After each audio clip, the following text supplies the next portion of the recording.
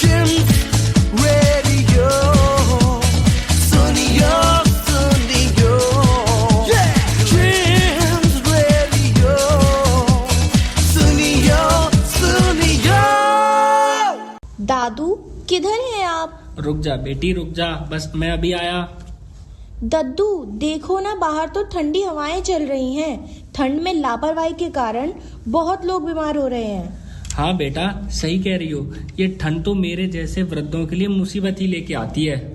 अरे नहीं दद्दू, अब ऐसा कुछ नहीं। हमारे बुजुर्ग हमारे लिए स्वयं ही वरदान हैं। इनका ख्याल कैसे नहीं रखेंगे भला? अच्छा बिटिया, हम ये बातें अपने शो में भी कर लेंगे।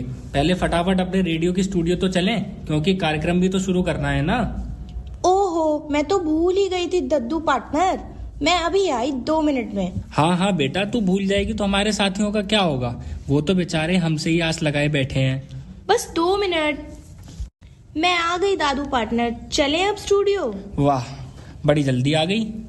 हाँ दद्दू, क्योंकि आपके प्यारे प्यारे साथी हमारा इंतजार कर रहे होंगे ना, और बड़ों से इंतजार करवाना अच्छी बात नहीं। नमस्कार श्रोताओं, मैं हूँ आपका भरत दादाजी। और मैं हूँ अपने दद्दू की प्यारी और आप सबकी दुलारी पोती लक्ष्मी। और हम स्वागत करते हैं आपका बुजुर्गों के इस पसंदीदा और खास कार्यक्रम में, जिसका नाम है हमारे बुजुर्ग हमारा अभिमान। दोस्तों, ये कार्यक्रम खास हमारे वृद्ध जनों के सम्मान से जुड़ा है। इस कार्यक्रम में हम हमारे बुजुर्गों के लिए चलाई जा रही विशेष कल्याणकारी योजनाओं के बारे में जानकारियां साझा करते हैं और उससे लाभान्वित होने के तरीकों पर विस्तार से चर्चा करते हैं। ये विशेष कार्यक्रम हमारे बुजुर्ग हमारा अभिमान भारत सरकार के सामाजिक न्याय एवं अधिकारिता मंत्रालय भारत सरकार के नेतृत्व में और सामुदायिक रेडियो संगठन की देखरेख में हम आपके बीच लेकर हाजिर हुए हैं। बिल्कुल ठीक कहा बेटा। इतना ही नहीं दोस्तों, सामाजिक न्याय और अधिकारिता मंत्रालय भारत सरकार का एक मंत्रालय है जो समाज में सामाजिक न्याय और सामाजिक कल्याण को सुनिश्चित करने के लिए हमेशा तत्पर रहता है। साथ ही मंत्रालय दिव्यांगजन, पिछड़ा और अति पिछड़ा वर्ग, बुजुर्गों और अन्य विशेष समूहों के लिए समय समय पर नई नीतियां बना करके और नए कार्यक्रम को चला करके सामाजिक न्याय को बढ़ावा देता है और संकल्पित करता है। अच्छा सुन, तो कल शाम को मुझे एक सज्जन मिले थे, वो तेरी खूब तारीफ कर रहे थे। अच्छा, मेरी तारीफ? किस लिए दादू? वो मुझसे कह रहे थे मुझे तो तुमसे जलन होती है, इतनी प्यारी पोती जो है तुम्हारे पास। अच्छा जी, मेरे प्यारे दद्दू। वो कह रहे थे कि मुझे तुम्हारा कार्यक्रम खूब पसंद आता है, मैं पूरा सुनता हूँ। बस दद्दू बस, कितनी तारीफ करोगे? हाँ अरे नहीं। अच्छा सुन, तू वो किसी योजना के बारे में पूछ रहे थे। उन्हें चलने में काफी परेशानी हो रही है, वॉकर की जरूरत है। तेरे पिटारे में कोई योजना है तो बता। मेरे पिटारे में नहीं दादू, अटल वयो अभ्युदय योजना के पिटारे में है। अच्छा, बता तो जरा क्या है। अटल वयो अभ्युदय योजना के अंदर अटल वयोश्री योजना चलाती है हमारी सरकार, जिसमें इस योजना के अंतर्गत हमारी ऐसे जरूरतमंद वृद्ध जो चल नहीं पाते हैं उन्हें वॉकर, जिन्हें सुनने में दिक्कत आती है उन्हें कान की मशीन, जिन्हें देखने में दिक्कत होती है उन्हें चश्मे आदि सुविधाएं प्रदान की जाती हैं। अरे वाह बेटा, ये तो कमाल की बात है। हाँ दादू, और कोई दिक्कत हो तो लगाओ फटाफट अपना जादुई नंबर 14567। हाँ ये तो है बेटा, सच में जादुई नंबर। लेकिन बेटा उन्हें देख के लग नहीं रहा था कि वो अकेले रह पाएंगे। उनके घर में और कोई नहीं था, सारे बच्चे उन्हें अकेला छोड़ के चले गए थे। हेलो, कौन है आप? सुखिया, हम सुखिया बोल रहे हैं भरत भाई। सुखिया भाई कैसे हो? तुम्हारी आवाज सुनकर ही दिल गदगद हो गया दोस्त। हाँ भरत भाई, क्या कहूँ, बच्चे तो अब बड़े हो गए, बहुत बड़े। क्या हुआ सुखिया भाई, आवाज इतनी भारी क्यों है? बच्चे तो अब सिर्फ त्योहारों में ही याद करते हैं। क्या कहूँ भरत भाई, बस अब अकेले घर पे दिन भर इधर से उधर। क्यों, तुम्हारे बच्चे तो काफी समझदार थे। कुछ ज्यादा ही समझदार हो गए भाई, अपने बाप को ही भूल गए। अब तो उन्हें बेध्यान नहीं रहता कि मैं कैसे हाल में हूँ। अरे भाई ऐसा क्यों कहते हो, मैं हूँ ना। तुम बहुत खुश नसीब हो भाई, तुम्हारी पोती तुम्हारा कितना ख्याल रखती है। मैं तो अपनी बीमारी से ही परेशान हूँ और ऊपर से अकेलापन। खैर छोड़ो, हमेशा खुश रहो लक्ष्मी बेटिया। अरे भाई बात क्या है वो तो बताओ, हो सकता है कुछ समाधान बता दें लक्ष्मी बिटिया तुम्हें। हाँ बोलिए सुखिया दादाजी, आखिर बात क्या है? बेटा, तुम बुजुर्गों की योजना के बारे में बताती हो। मैंने सुना था कि कुछ वृद्धाश्रम की सुविधा भी है। हाँ बेटा, बताओ तो जरा। कई लोगों ने मुझसे पूछा था इसके बारे में। आखिर क्या है ये ओल्ड एज होम या वृद्धाश्रम? सुखिया दादाजी, आप निश्चिंत रहो और रेडियो सुनो, मैं विस्तार से बताती हूँ इसके बारे में। वृद्धाश्रम या एज्ड केयर होम ऐसे संस्थान होते हैं जहां वृद्ध व्यक्तियों को उनके दैनिक जीवन में आवश्यक सेवाएं और सुविधाएं प्रदान की जाती हैं। ये स्थान विशेष रूप से उन बुजुर्गों के लिए बनाए जाते हैं जो अपने परिवार के साथ नहीं रह सकते, जिन्हें देखभाल की आवश्यकता होती है या जो अकेलेपन का सामना कर रहे होते हैं। वृद्धाश्रम बुजुर्गों को सुरक्षित, सुविधाजनक और सहयोगात्मक वातावरण प्रदान करके उद्देश्य से संचालित किए जाते हैं। अच्छा बेटा, मगर ये वृद्धों के लिए खास कैसे है? कौन कौन सी सुविधाएं मिलती हैं यहाँ पर? वृद्धाश्रम में बुजुर्गों के स्वास्थ्य, सुरक्षा और जीवन की गुणवत्ता को ध्यान में रखते हुए अनेक सुविधाएं प्रदान की जाती हैं, जैसे आवास एवं भोजन, जिसमें आरामदायक कमरे, पौष्टिक और नियमित भोजन, स्वच्छ पानी और साफ सफाई, चिकित्सा देखभाल में नियमित स्वास्थ्य जांच, दवा प्रबंधन, आपातकालीन चिकित्सा सेवाएं, डॉक्टर और नर्स की सेवाएं शामिल हैं। इसी तरह सामाजिक और मानसिक सहयोग में मनोरंजन गतिविधियां, संगीत, खेल, योग आदि सामूहिक कार्यक्रम जैसे त्योहार, जन्मदिन आदि, परामर्श सेवाएं जैसे मानसिक स्वास्थ्य के लिए आदि दी जाती हैं। मगर सुरक्षा का क्या बेटा लक्ष्मी?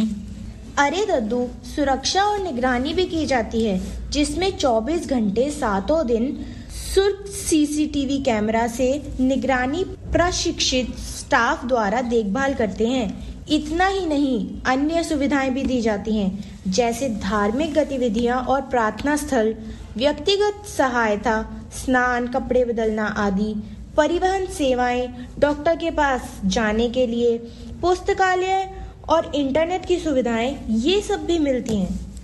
लेकिन लक्ष्मी बेटा, मैंने तो सुना था कि कोई वृद्ध जो बेसहारा है, जब बीमार होता है तो उसे नर्सिंग होम में ही रखते हैं, या उसे ही तो वृद्धाश्रम नहीं कह रही तू? दादू, वृद्धाश्रम के भी कई प्रकार होते हैं, नर्सिंग होम भी उनमें से एक है।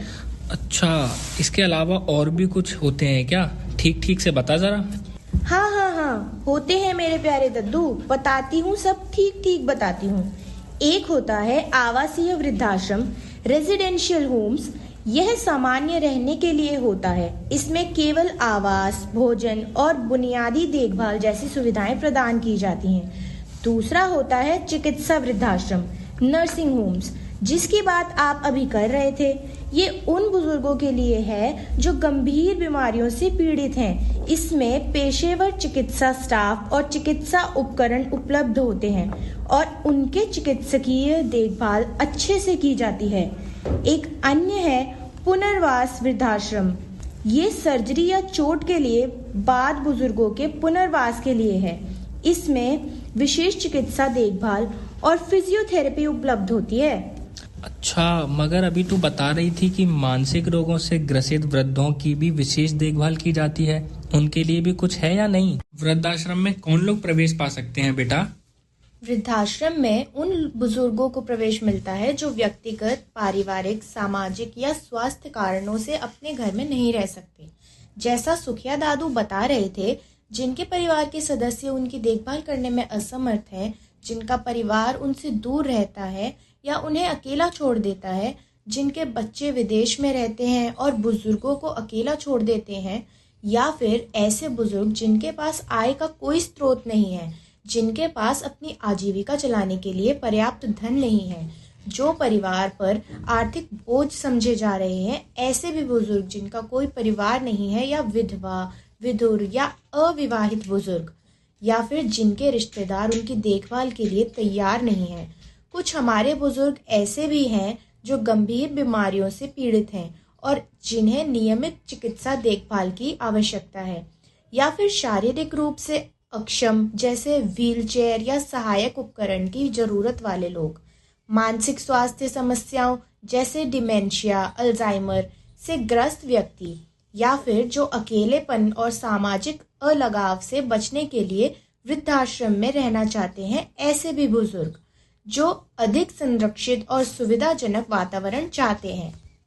वृद्धाश्रम में प्रवेश के लिए जरूरी कागजात भी तो लगेंगे ना कुछ, उनके बारे में भी तो बता। बिल्कुल बताती हूँ दादू। मामूली कागजात लगेंगे, जैसे पहचान प्रमाण में Aadhaar card, PAN card, voter ID card, passport, driving licence, आयु प्रमाण पत्र में जन्म प्रमाण पत्र, पेंशन कार्ड, राशन कार्ड आदि आयु उल्लेखित हो, चिकित्सा प्रमाण पत्र जिसमें वर्तमान स्वास्थ्य स्थिति का विवरण या किसी भी गंभीर बीमारी या एलर्जी का उल्लेख हो, या फिर मानसिक स्वास्थ्य रिपोर्ट। उसके बाद निवास प्रमाण जिसमें बिजली bill, telephone, mobile bill, bank statement या पासबुक, आर्थिक स्थिति के दस्तावेज जैसे पेंशन विवरण या आय प्रमाण पत्र, और पारिवारिक स्थिति के प्रमाण जिसमें परिवार के सदस्यों की सूची और संपर्क जानकारी।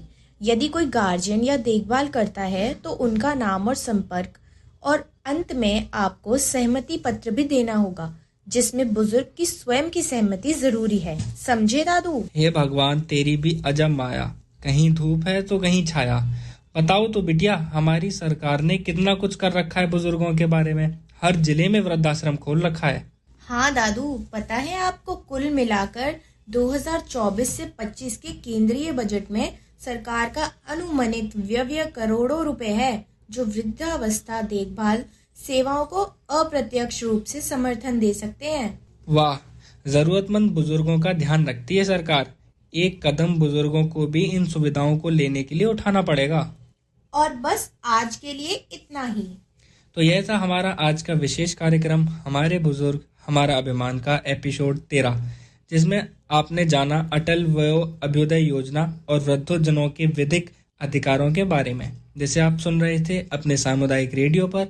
हम इसे प्रसारित करते थे भारत सरकार के सामाजिक न्याय एवं सहकारिता मंत्रालय के सौजन्य से और सामुदायिक रेडियो संगठन के मार्गदर्शन में। दोस्तों, ये अटल अभ्युदय योजना सिर्फ एक पहल नहीं बल्कि एक मुहिम है, जो मेरे दादू जैसे वृद्ध साथियों को उनके समृद्ध जीवन जीने में मददगार है। साथ ही हमारे बुजुर्ग किसी भी तरह की मदद या जानकारी के लिए राष्ट्रीय हेल्पलाइन 14567 लगा सकते हैं। तो दोस्तों, हमारे बुजुर्ग हमारी आन बान और शान है, अनुभव और ज्ञान की अद्भुत खदान है। इनसे ही हमारी पहचान है, इनसे ही हमारा स्वाभिमान है। हमारा भारत देश महान, हमारे बुजुर्ग हमारा अभिमान। तो अब हमें दीजिए इजाजत। मुलाकात होगी आप सभी श्रोताओं से अगले एपिसोड में। तब तक हंसते मुस्कुराते रहिए, खुशियों को फैलाते रहिए और अपना खूब सारा ख्याल रखिए। Bye bye.